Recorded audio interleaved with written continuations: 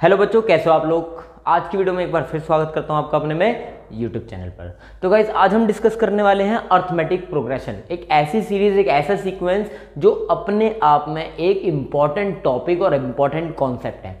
तो है क्या अर्थमेटिक प्रोग्रेशन, इसको डिस्कस करते हैं। तो अर्थमेटिक प्रोग्रेशन में हम पढ़ने क्या वाले हैं। देखो, सबसे पहले आपको ये पता होना चाहिए प्रोग्रेशन का मतलब क्या होता है। तो प्रोग्रेशन एक ऐसी सीक्वेंस होती है बच्चों, प्रोग्रेशन एक ऐसी सीक्वेंस होती है जिसकी अपनी एक nth टर्म डिफाइंड होती है। मतलब हर सीक्वेंस को हम डिफाइन नहीं कर सकते। डिफाइन का मतलब हो गया कि हर सीक्वेंस का एक nth टर्म नहीं होता। मतलब हर सीक्वेंस को आप डिफाइंड नहीं कर सकते उसको किसी n टर्म के थ्रू। लेकिन प्रोग्रेशन को हम डिफाइन कर सकते हैं कि इसकी n टर्म ये आने वाली है। तो that is the difference between the sequence and progression. तो बेटा हम लोग स्टार्ट कर रहे हैं अर्थमेटिक प्रोग्रेशन, जिसके लिए आपको एक छोटी सी टॉपिक समझना पड़ेगा। देखो, सिंपल सा लॉजिक। तो अर्थमेटिक प्रोग्रेशन में सबसे पहले हम पढ़ेंगे फर्स्ट टर्म, जिसको हम किससे डिनोट करते हैं, ए से। ए क्या होती है हमारी first term of the AP, first term. तो that is first term of the AP by denote by the a, या A1 आप लिख सकते हो, ये चॉइस है, ठीक है। नेक्स्ट डी डिनोट करता है बच्चों कॉमन डिफरेंस। कॉमन डिफरेंस का मतलब होता है कि एक एपी जिस डिफरेंस से इंक्रीज हो रही है वो क्या कहलाता है, कॉमन डिफरेंस, ठीक है। आगे बढ़ते हैं। एन डिनोट करता है number of terms, how many terms, जो भी टर्म्स है, 10 टर्म्स हैं तो n की वैल्यू कितनी हो जाएगी, 10। 20 टर्म्स है तो n की वैल्यू कितनी हो जाएगी, 20, ठीक है। नाउ अब आते हैं an, tn या l बोले तो लास्ट टर्म, t बोले तो टर्म इस नंबर की, n नंबर की, और an बोले तो nth टर्म, ठीक है। तो एक ही बात है, इसका मतलब होता है nth नंबर की टर्म, यानी nth टर्म, किसी नंबर की टर्म ये है, ठीक है। जैसे 10th टर्म है तो हम क्या लिखेंगे, a10, ठीक है बच्चों। तो nth टर्म का मतलब होता है an। नाउ अब आगे बढ़ते हैं बच्चों, हम एक पढ़ेंगे सम ऑफ n टर्म। ऐसा शो करता है sum of n terms of the AP. तो अब ये चीज समझ में आ गई। अब एपी को समझना क्या है। देखो बेटा, एपी एक ऐसी सीक्वेंस होती है जिनके बीच का एक डिफरेंस रहता है और वो हमेशा सेम रहता है। प्रोग्रेशन का मतलब, सीक्वेंस का मतलब सेम टाइप से ही बढ़ेगी वो। फॉर एग्जांपल ले लेते हैं, एक एपी का फर्स्ट टर्म हमारा 7 है, नेक्स्ट टर्म हो गए 11। तो बेटा सीक्वेंस समझो, इसमें कितने का डिफरेंस आया, 4 का। नेक्स्ट जो टर्म होगी ऑफकोर्स 15 होगी, उसमें भी कितने का डिफरेंस होगा, 4 का। तो ये हमारी सीक्वेंस फॉलो होगा, तो इसको बोलेंगे हम अर्थमेटिक प्रोग्रेशन, ठीक है। 9, इनके बीच का डिफरेंस भी कितना हो गया, 4। लेकिन कहीं भी अगर ये सीक्वेंस ब्रेक हो जाता है, मतलब अगर कहीं पर कॉमन डिफरेंस चेंज हो जाए तो वो एपी नहीं होगा, ठीक है। एक और एग्जांपल ले लेते हैं। फॉर एग्जांपल 100 है, नेक्स्ट टर्म हमारी आ गई 98, नेक्स्ट टर्म हो जाएगी 96, नेक्स्ट टर्म हो जाएगी 94 एंड सो ऑन। तो ये जो टर्म है, देखो ध्यान से, इसमें कितने का डिफरेंस आया, 2 का, लेकिन ये डिक्रीज हो रही है तो कितने का डिफरेंस आया, -2। ये क्या हुई, पहले 100 थी, अब ये 2 कम हो गई। कम का मतलब डिक्रीज 2 हुई, तो 2 का मतलब -2। नेक्स्ट टर्म में भी -2 हुआ, नेक्स्ट टर्म के लिए भी हमने क्या करा, -2।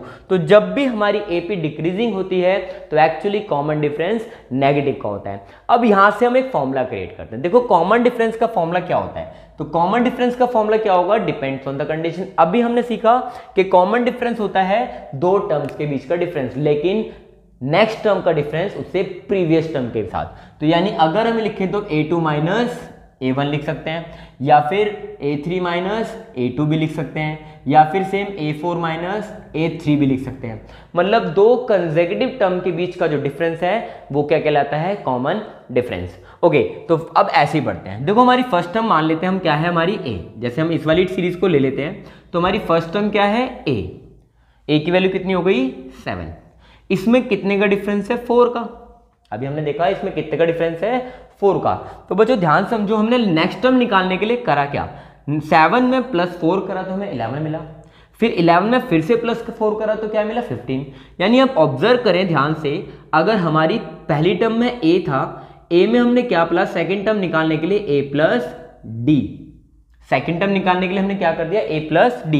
नेक्स्ट अगर हम नेक्स्ट टर्म निकालेंगे तो इसमें एक बार d और ऐड हो जाएगा। मतलब अगर a3 की बात करें तो a + d, यानी इसके अंदर एक बार d और ऐड कर देंगे, तो वो क्या बन जाएगा, a + 2d। तो A3 क्या हो गया A plus 2D। Same thing अगर A4 निकालेंगे तो इस A प्लस 2D के अंदर एक बार D और ऐड कर दो, क्या हो जाएगा ये A प्लस 3D। ये क्या बन गया हमारा, फोकस करते हैं। ऐसी A5 निकालें तो A plus 4D of course. तो बच्चों एक सीक्वेंस फॉलो करते हैं, सीक्वेंस के अकॉर्डिंगली हमें एक चीज समझ में आ रही है कि जो AP है, देखो A1 तो A रहा, A2 हमारा A प्लस D हो गया, A3 A प्लस 2D।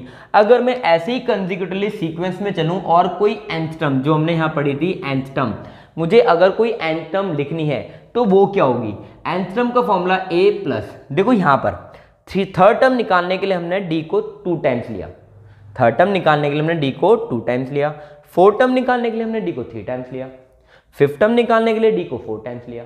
यानी एक्चुअली हम कॉमन डिफरेंस एक कम टाइम्स ले रहे हैं। तो यहां पर भी क्या हो जाएगा A plus n minus 1 into D, तो that is the formula of nth term of the AP। ठीक है बेटा, चलो ये समझ में आ गया। अब कुछ क्वेश्चन ले लेते हैं। फॉर एग्जाम्पल मेरे से कह रहा है एक AP है 11, 15 है ना, 19 एंड सो ऑन। आपसे कह रहा है 10th टर्म निकालो, तो 10th टर्म का मतलब हो गया A10। तो कैसे निकालेंगे 10th टर्म, यानी A10 को कैसे लिखते हैं हम, अभी बताया था बेटा, A प्लस एक कम 10D को क्या लिखोगे आप 9 टाइम्स D। 10 क्यों, क्योंकि एक कम n हमारा फॉर्मूला होता है A plus n minus 1D, AN is equal to A plus n minus 1 into D। तो n की वैल्यू 10 आई तो 10 माइनस 1 9 टाइम्स ऑफ D। करेक्ट बच्चों। तो देखो बेटा यहाँ पर A की वैल्यू तो आपकी हो गई 11, इनके बीच में जो डिफरेंस है वो कितने का है 4, तो यानी कॉमन डिफरेंस कितना हो गया 4। अब यहां पर आपको निकालना है A10, तो A की वैल्यू पुट कर दो 11, 9 टाइम्स ऑफ D की वैल्यू कितनी पुट कर देंगे 4, तो 11 प्लस 9 4 जा 36, यानी आंसर आ गया 47, यानी आपकी 10th टर्म कितनी है 47। चलो एक टर्म्स और निकाल के देख लेते हैं। इसी की हम मान लेते हैं, हम निकाल रहे हैं A31st टर्म। ठीक है बच्चों, तो मैं कह रहा हूं इसकी 31st टर्म निकालो। तो बेटा कैसे निकालेंगे, ध्यान से समझते हैं क्वेश्चन को। तो A31st टर्म निकालने के लिए इसको लिखेंगे A प्लस 30D। करेक्ट, तो A प्लस 30D। नाउ आगे बढ़ते हैं बच्चों। तो A की वैल्यू कितनी है, A की वैल्यू हमारी 11 अगेन 30 टाइम्स, और D की वैल्यू कितनी है बच्चों 4। ये हम निकाल चुके हैं अभी, हमें कैसे पता है D की वैल्यू कितनी है 4, बिकॉज इन AP के बीच का जो कॉमन डिफरेंस है वो 4 है। नाउ तो 11 प्लस 3 4 जा 12 120, यानी आंसर आ गया 131। तो यानी 31st टर्म क्या है 131। ठीक है बच्चों, चलो अगर आपको समझ में आ गया तो एक मिनट वीडियो पॉज करो और मुझे बताओ बच्चों इसकी 36th टर्म क्या होगी। अभी आप मुझे कमेंट में आज का आंसर दोगे। ठीक है, चलो इससे आगे बढ़ते हैं। एक क्वेश्चन इस टाइप में और बनता है, तो आगे बढ़ते हैं हम लोग। कभी बार एक क्वेश्चन बनता है, which term of the AP, which term of the AP is, हाँ तो आपसे पूछा है which term of the AP is 215। तो बच्चों यहां पर निकालना क्या है, देखो यही AP यूज कर रहे हैं हम दोबारा से। तो इसमें आपसे कह रहा है which term of the AP is 215। बच्चों यहां पर आपको क्या निकालना है, विच टर्म। विच टर्म का मतलब कोई एक ऐसी टर्म है जिस पर n की वैल्यू पर किसी एक nth टर्म 215 है। तो बच्चों ये हुआ क्या हमारा, एक्चुअली an आपको दे दिया 215। ठीक है बच्चों, तो यहां क्या दे दिया आपको, an की वैल्यू है 215। अब आपको निकालना है ऐसी कौन सी टर्म है जो 215 होगी, किसी भी की इसे भी की। तो बाकी चीजें सेम है बेटा, an का फॉर्मूला हमारा a plus n minus 1 into D is equal to 215। a की वैल्यू बच्चों कितनी 11 प्लस n माइनस 1, और d हमें पता है हम कैलकुलेट कर चुके हैं, दैट इज 4 इक्वल टू 215। तो ये कितना हो जाएगा 4n माइनस 4 ब्रैकेट ऑफ कर दिया 215, ये प्लस का रखे माइनस का 11। तो बेटा 4n इज इक्वल टू 215 में से 11 माइनस करेंगे तो 204। नाउ 4n और ये माइनस का प्लस हो जाएगा 4। तो बच्चों n की वैल्यू कितनी हो जाएगी 208 डिवाइड बाय 4, आंसर आ गया 4 5 जा 20 4 2 जा 8, यानी 52 ऐसी टर्म है, 52th टर्म इज 215। तो इस तरीके से आपके क्वेश्चन बनते हैं कि आपको कौन सी टर्म निकालनी है। ठीक है बच्चों, चलो एक क्वेश्चन और लेते हैं।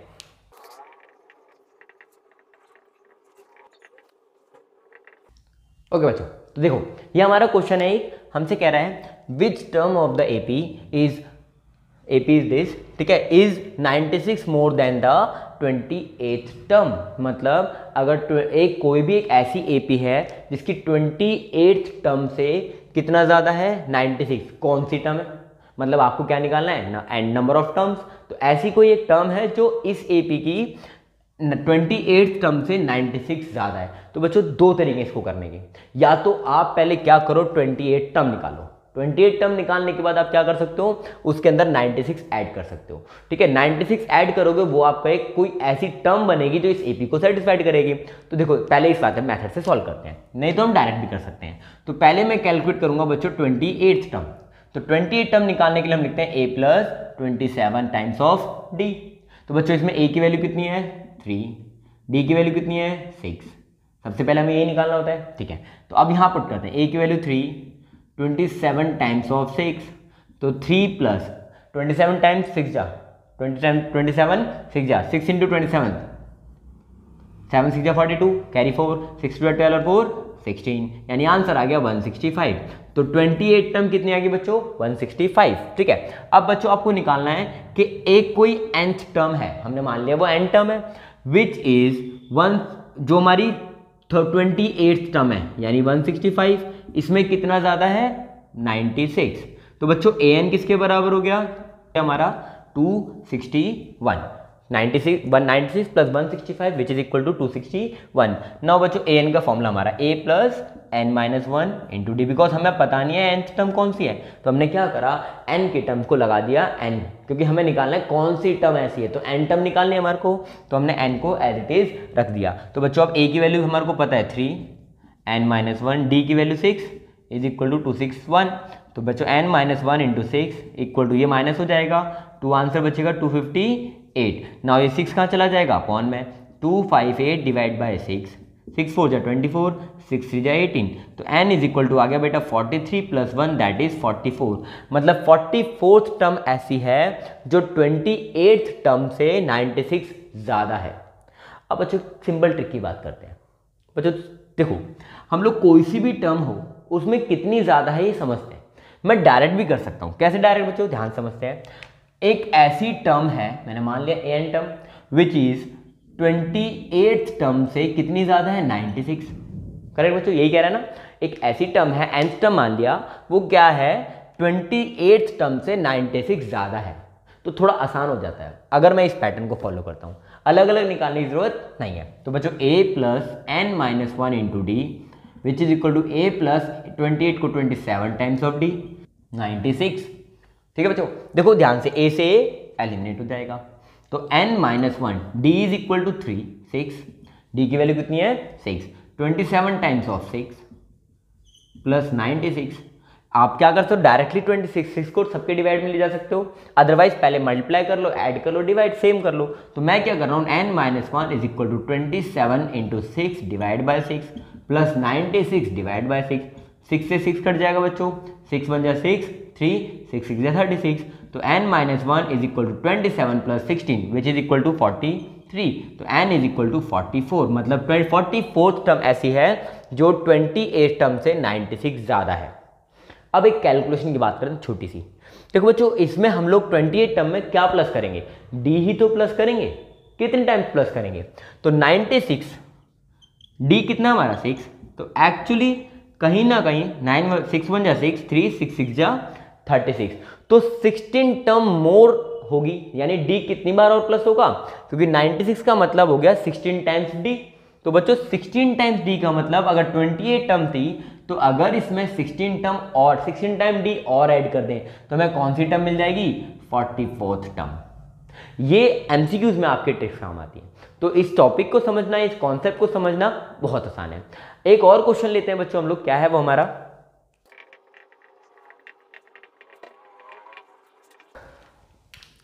ओके बच्चों ध्यान से देखते हैं ये क्वेश्चन क्या कह रहा है। कह रहा है find the 11 term from the last of the AP this. तो बच्चों इस क्वेश्चन को करने की भी आप दो तरीके से कर सकते हो। एक तो एपी को पलट दो, यानी एपी में जो हमारी टर्म्स थी उसको ही पलट दे, क्योंकि हमें निकालना ही लास्ट है तो उसी की बात करते हैं, वो आसान रहता है। लेकिन एक तरीका और है बच्चों, तो क्या कर सकते हो आप, पहले इसकी टोटल नंबर ऑफ टर्म्स निकाल लेते हैं। हाउ, देखो बेटा, तो मैं मान लेता हूँ A N is equal to 344। कोई एक एपी है जिसकी nth टर्म कितनी आपको दे रखी है 4, जिसमें आपका a यानी फर्स्ट टर्म आपका है 1 एंड कॉमन डिफरेंस कितना हो गया बच्चों 7, क्योंकि फर्स्ट टर्म अगर 7 है a फर्स्ट टर्म अगर 1 है तो सेकंड टर्म 8 है, दोनों के बीच का डिफरेंस 7 हो गया, यानी कॉमन डिफरेंस कितना हो गया 7। ठीक है, ओके नाउ आगे बढ़ते हैं बच्चों। an का formula a plus n minus 1 d which is equal to 344।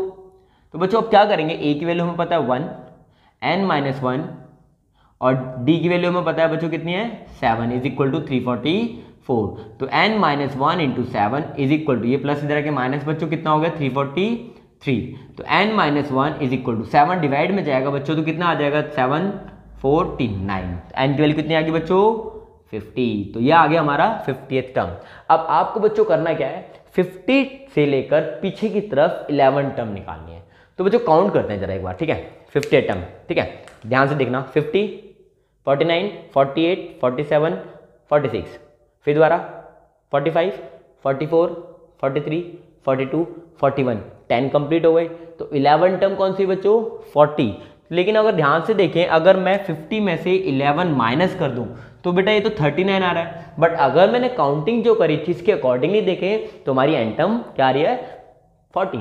तो बच्चों यहाँ पर होता क्या है, जब भी हम पीछे से कोई टर्म निकालते हैं तो उसमें लगाते हैं जो भी हमें टर्म निकालनी है वो उसमें +1 रखते हैं। ऑलवेज याद रखना, अगर आप कोई भी टर्म पीछे से निकाल रहे हो तो उसके लिए क्या करते हैं, जो भी आपको टर्म दे रखे हैं टोटल नंबर ऑफ टर्म्स उसमें से माइनस कर दो जो टर्म आपको निकालनी है और ऐड कर दो 1। तो आपकी टोटल टर्म्स कितनी होगी बच्चों 40। तो आपको कौन सी टर्म निकालनी है 40th टर्म। तो a 40 क्या होगा बच्चों a प्लस 39d। तो a की वैल्यू कितनी है बच्चों 9, 39 टाइम्स ऑफ d की वैल्यू कितनी है बच्चों 7। तो 1 प्लस 7 9 जा 63 कैरी 6, 7 3 21 और 6 27, यानी आंसर आ गया 274। इट्स योर 40th टर्म, यानी कि एक्चुअली पीछे से 11 टर्म। अगर मैं उल्टा करता हूं तो बच्चों AP क्या हो जाएगी उल्टी, यानी कि हम क्या कर देंगे AP को पलट देंगे। यानी पहली टर्म हो गई 344, सेकंड टर्म हो जाएगी बच्चों 7 बढ़ रहा था तो यहाँ क्या हो जाएगा 7 घट जाएगा, यानी कितना आ जाएगा 340 337। ऐसी सेम नेक्स्ट टर्म हो जाएगी 330 एंड सो ऑन। चलो ठीक है बच्चों, नाउ आगे बढ़ते हैं। तो ये हमारी क्या हो गई AP नेक्स्ट। अब बेटा देखो हमें निकालनी कौन सी है 11th टर्म, तो a प्लस 10d करेक्ट बच्चों। हाँ तो लेकिन अब देखो ध्यान से, इसकी फर्स्ट टर्म क्या होगी बच्चों 344, लेकिन कॉमन डिफरेंस कितना होगा -7, बिकॉज अब हमारी जो AP है वो रिड्यूसिंग ऑर्डर में, मतलब क्या हो रही है डिक्रीज हो रही है। यानी A2 में से अगर A1 माइनस करेंगे तो माइनस का 7 बचेगा। तो बच्चों फॉर्मूला लगाते हैं A11 is equal to what, A की वैल्यू आई बच्चों 344 प्लस 10, D की वैल्यू है बच्चों -7, 11 टर्म में 10D तो 344 माइनस प्लस माइनस माइनस 7 10 जा 70। तो बच्चों 344 में से अगर 70 माइनस करेंगे तो 274। तो बच्चों देखो ध्यान से, इससे भी ये आएगा और इससे भी ये आएगा, लेकिन ये बहुत आसान हो जाता है। अगर हम कभी भी हमें पीछे से कोई टर्म निकालनी हो तो उसके लिए क्या करते हैं AP को पलट दो, बहुत आसान हो जाता है। ठीक है बच्चों, तो आगे बढ़ेंगे हम। ओके बच्चों एक और क्वेश्चन लेते हैं हम AP के अंदर। तो गाइस यहाँ पर आपसे कह रहा है एक AP दी हुई है, find the middle term of the AP, find the middle term. तो बच्चों ये क्वेश्चन मोस्ट इंपॉर्टेंट है और बहुत बार पेपरों में भी आ चुका है, इस टाइप के क्वेश्चन बनते हैं। तो बेटा एक सिंपल सा लॉजिक है, इस केसेस में आपको करना क्या होता है। तो मिडिल टर्म आपको पता है, ये हम AP में पहले हम लोग मिडिल टर्म के बारे में डिस्कस कर चुके हैं। जैसे हम लोगों ने मीडियन भी पढ़ा हुआ है कि मीडियन क्या होता है, मिडिल टर्म ही कहलाती है। ठीक है, तो मिडिल टर्म एक ऐसी टर्म होती है जो AP की बीचों बीच में टर्म आती है। तो बेटा एक सिंपल सा लॉजिक है, यहाँ पर दो पार्ट्स बनते हैं, एक ऑड टर्म्स के लिए और इवन टर्म्स के लिए। पहले मैं पूरा एक्सप्लेन करता हूँ इस क्वेश्चन को किस तरीके से करना है, देन उसके बाद बाकी डिस्कस करते हैं। तो बच्चों सबसे पहले यहाँ पर आपको जो दिख रहा है वो है 243, क्या है वो AN, ये हमने भी डिस्कस किया। इसको क्या कहते हैं हम, last term of the AP, that is AN, that is 244। ठीक है बच्चों, तो क्या दे रखा हमारे को, AN की वैल्यू मान लेते हम, देखिए 244। अब आपसे कह रहा है find the middle term of the AP। तो बच्चों सिंपल सा लॉजिक, सबसे पहले आपको ये पता तो होना चाहिए टर्म्स कितनी है। सबसे पहले आप क्या निकालोगे इसके अंदर, टोटल नंबर ऑफ टर्म्स, यानी आपको क्या निकालना है सबसे पहले, नंबर ऑफ टर्म्स यानी n। तो सबसे पहले AN आपको दिया हुआ बच्चों, तो AN का फॉर्मूला होता है A plus n-1 into D, that is equal to 244। बच्चों यहाँ से A की वैल्यू हमें मिल गई 4, कॉमन डिफरेंस यानी डी की वैल्यू और डी की वैल्यू मिलकर 3। तो बच्चों यहाँ पर हम क्या करते हैं, ए की वैल्यू 4 पुट कर देते हैं, n-1, डी की वैल्यू कितनी बच्चों 3, 244। तो ये तरह के माइनस हो जाएगा n-1 into 3 which is equal to 244 minus 4 that is 240। तो बच्चों 3 कहाँ जाएगा अपॉन में, तो n-1 इज इक्वल टू 3 8 जा 24 80, तो n इज इक्वल टू आ गया बच्चा 81। तो नंबर ऑफ टर्म्स कितनी हो गई 81। तो बच्चों यहाँ पर हमारे पास एक फॉर्मूला है, तो बेटा 81 टर्म्स में मिडल टर्म क्या होगी। तो सिंपल सा लॉजिक, आप जब भी आपको मिडल टर्म निकालनी हो, मिडल टर्म अगर ऑड है, नंबर ऑफ टर्म्स अगर ऑड है, तो आप मिडल टर्म निकालने के लिए डायरेक्ट करोगे n+1 divide by 2th term. तो आपकी मिडल टर्म कौन सी होगी, जो भी इस फॉर्मूले से आएगी। तो क्या आएगा 81 + 1 82 डिवाइड बाई 2, यानी 41st टर्म जो होगी बच्चों आपकी वो क्या होगी, मिडल टर्म। जो वो कहाँ आएगी, बीचों बीच, यानी AP के बीच में जो टर्म आ रही है वो मिडल टर्म है। तो बेटा कितना आ गया, 41st टर्म क्या होगी इसकी, A + 40D which is equal to 41st term of the AP, या A41 ऐसे लिख सकते हैं ना हम। तो A41 क्या होगा, A + 40 टाइम्स ऑफ D। तो A की वैल्यू कितनी है 4, 40 टाइम्स D की वैल्यू कितनी थी हमारी 3। तो बच्चों कितना आ गया 4 + 3 4 जा 12 यानी 120। तो ओवरऑल आंसर आ गया बच्चों आपका 124। तो जो मिडिल टर्म वो कितनी है 124। तो ऐसे निकालते हैं हम मिडिल टर्म। लेकिन अगर यहाँ पर इवन नंबर ऑफ टर्म्स होगा, तो बच्चों एक सिंपल एक एग्जांपल लेता हूँ। जैसे मान लो एक AP है 2 7 12 और 17 22 एंड 27। तो कितनी टर्म्स है बच्चों यहाँ पर, 3 और 3 6। अगर इसमें मिडिल टर्म बोलूँ तो कितनी होंगी, एक पीछे से छोड़ते हैं इधर से, ये बच्चों वाला तरीका जो हमने बहुत पहले करा हुआ है। तो मिडिल टर्म कितनी होंगी, 2 मिडिल टर्म्स। तो बच्चों यहाँ पर जैसे n की वैल्यू 6 है, तो सबसे पहली जो मिडिल टर्म है वो 3rd है। तो इसमें मिडिल टर्म का फॉर्मूला बनेगा अगर इवन है तो, अगर इवन है आपकी किसकी, अगर n की वैल्यू इवन है तो पहली मिडिल टर्म तो होगी बेटा n/2 और दूसरी मिडिल टर्म आपकी होगी n/2 + 1 यानी उससे अगली टर्म। तो आप यहाँ पर 2 मिडिल टर्म्स निकालेंगे। जब भी आपसे इवन टर्म्स के लिए मिडिल टर्म का फॉर्मूला पूछेगा तो आप एक n/2 टर्म निकालेंगे और n/2 + 1th टर्म, ये 2 टर्म्स आपकी मिडिल टर्म होगी। अगली वीडियो में हम पढ़ेंगे सम ऑफ n टर्म यानी Sn का फॉर्मूला कैसे बनता है और उसके डिफरेंट क्वेश्चन को कैसे सॉल्व करते हैं। आज की वीडियो के लिए इतना ही। nth टर्म हमने सीख लिया कैसे होता है। तो वीडियो को लाइक शेयर सब्सक्राइब करना मत भूलना। Thank you so much.